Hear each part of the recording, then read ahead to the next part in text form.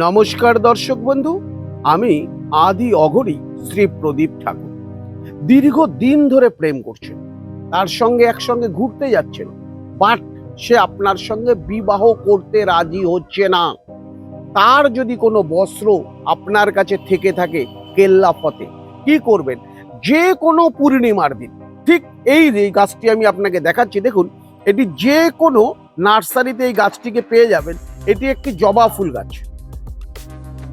এটি কিন্তু একটু জবা ফুল গাছ, এটাকে বলে ব্যাঙ্গালোর ভ্যারাইটি জবা। এই জবা ফুল গাছের এই ফুলটিকে আপনাকে ছিঁড়ে নিতে হবে।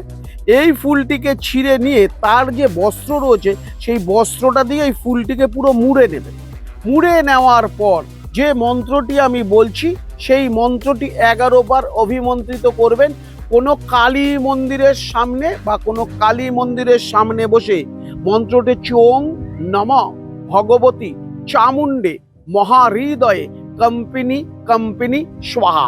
এই কম্পিনীর আগে আপনি যাকে বিবাহ করতে চাইছেন তার নামটি দেবেন এবং তার বস্ত্রে এই কাপড়টিকে মুড়ে যে কোনো শ্মশানে এটিকে পুঁতে দিয়ে আসবেন।